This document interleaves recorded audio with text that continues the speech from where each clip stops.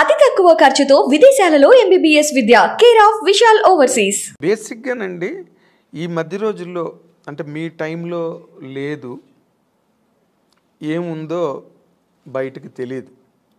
But ఈ రోజుల్లో ఈ కాస్టింగ్ కోచ్ అని మీరు ఒక సీనియర్ యాక్ట్రెస్గా, ఒక సక్సెస్ఫుల్ హీరోయిన్గా, ఒక డిగ్నిటీ అవన్నీ నిలబెట్టుకుని ఇన్నాళ్ళు ఇండస్ట్రీలో కంటిన్యూ అయిన ఒక స్టార్గా ఈ ఈ డెవలప్మెంట్స్ చూస్తున్నప్పుడు మీకు ఏమనిపిస్తుందండి? అంటే ఈ ప్రజెంట్ హీరోయిన్స్ ఫేస్ చేసే ఇష్యూస్ కానీ, లేకపోతే ఇండస్ట్రీలో వచ్చిన మార్పులు కానీ. అంటే హీరోయిన్ ఇప్పుడు ఫేస్ చేసిన ఇది సావిత్రి గారి టైంలో నుంచి ఉందండి. ఓకే, ఇప్పుడు మీరు చెప్పేది ఏంటంటే హీరోయిన్స్ డిఫరెంట్ ప్రాబ్లమ్స్ ఫేస్ చేయాల్సి వస్తుందని. ఆ ప్రాబ్లమ్స్ హీరోస్కి లేదు, హీరోయిన్స్కి మాత్రమే ఉంది. అదే కదా చెప్తారు మీరు. అవును, అది ఇప్పుడు కాదండి, అప్పుడు ఉన్న హీరోయిన్స్ దగ్గర నుంచి ఉంది. కాకపోతే అప్పుడు సోషల్ మీడియా, ఈ పబ్లిసిటీ ఇవన్నీ లేదు కాబట్టి తెలీదు. ఇప్పుడు అన్ని చిన్న విషయం కూడా ఇప్పుడు ఎలకపోయిందంటే పూలే పోయిందని ఇప్పుడు అంత ఎక్స్ప్లోర్ చేస్తున్నారు. చిన్న విషయాన్ని ఏమీ లేకుండా దాన్ని ఒక పెద్ద ఇష్యూలాగా చూపిస్తున్నారు. అంతే తప్ప ఎప్పుడు లేదండి ప్రాబ్లమ్స్ హీరోయిన్స్కి, ఉంటూనే ఉంది. కానీ మనం చూస్ చేసుకోవాలి.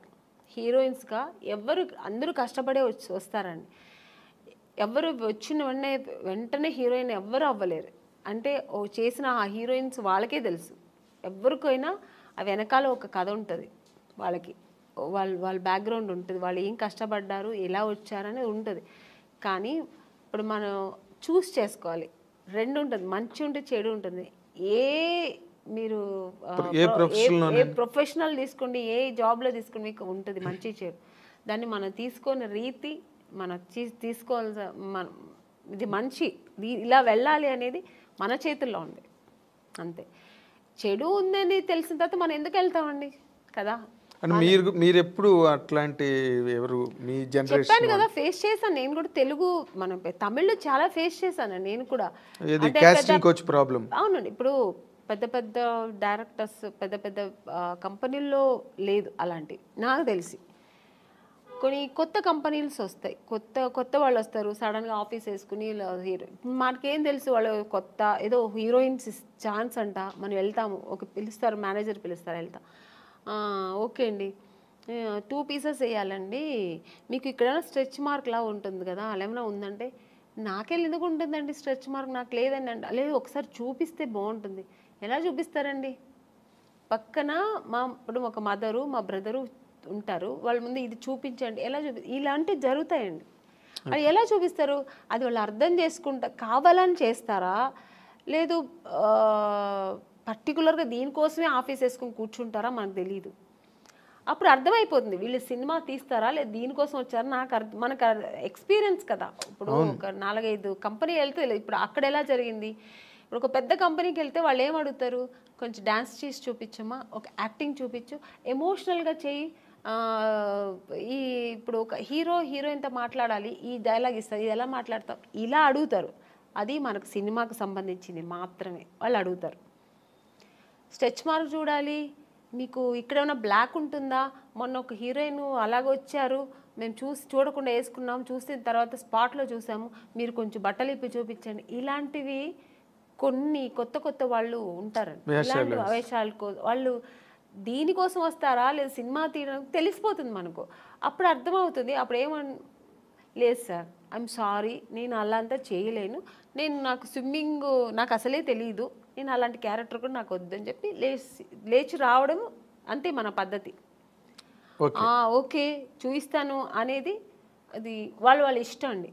అది ఎవరిని మేము తప్పు అనట్లేదు, వాళ్ళకి ఇష్టపడి ఓకే నేను దేనికైనా ఓకే నేను చూపిస్తాను అనేది వాళ్ళ మనసు దాన్ని బట్టి ఉంటుంది.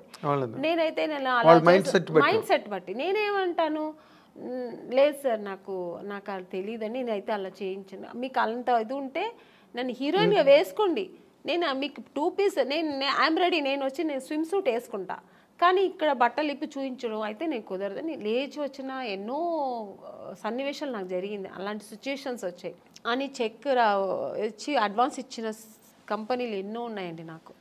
అడ్వాన్స్ తీసుకున్నా, ఇంటికి వచ్చిన తర్వాత next day phone, madam manager, అప్పుడు మీకు సెల్ ఫోన్ లేదు కదా, ఏదైనా డైరెక్ట్ లేదంటే ల్యాండ్లైన్ మేనేజర్ వచ్చి మాట్లాడు, మేడం ఇలాగా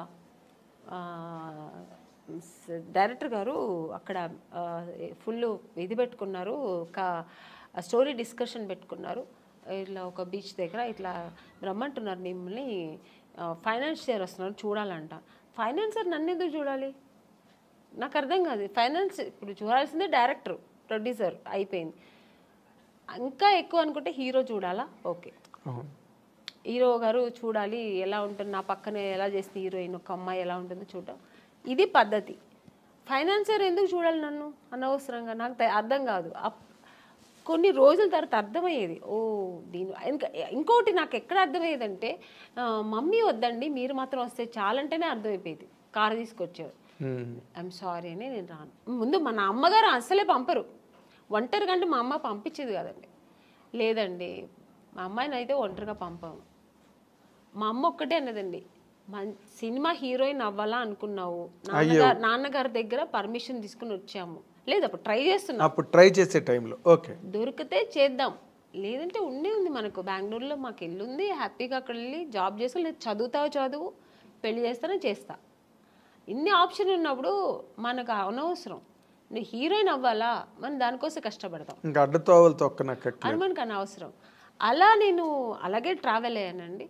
నాకు అలాగే ఒక మంచి కంపెనీ, మంచి డైరెక్టర్స్, హెల్దీ పీపుల్స్తో హెల్దీ దేవుడు మీ మరో విన్నాడు, తప్పు నాది 100%. కీర్తనల్ని బాగా ఆస్వాదించాడు. ఒక్కొక్క కంపెనీ వెళ్ళొచ్చిన వెంటనే నేను ఫస్ట్ దేవుడా నాకు రేపు ఈ కంపెనీ, రేపు నేను హీరోయిన్ అయిపోవాలి, సెలెక్ట్ అయిపోవాలి, ఇలాగే వేడుకునేదాన్ని. అదే కాకపోతే ఇప్పుడు మీరు ఒకటి గమనించాలి, మీరు అన్నారు ఇందాక సావిత్రి గారి దగ్గర నుంచి ఉన్నాయండి ఇలాంటి ఇండస్ట్రీలోని అని.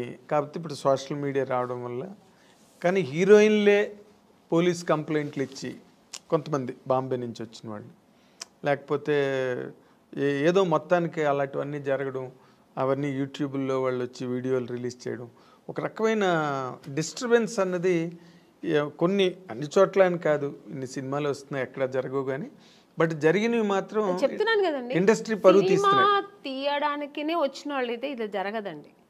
ఇంకా వేరే థాట్స్ మీద వస్తారండి కొంతమంది, ఇక్కడ హీరోయిన్లు ఉంటారు, ఇలా ఉంటారు, మనం ఇది సినిమా తీస్తూ ఇది కూడా చేయొచ్చు అనే వాళ్ళు కొంతమంది వస్తారు, అక్కడ ఇలాంటి తప్పులు జరుగుతాయి.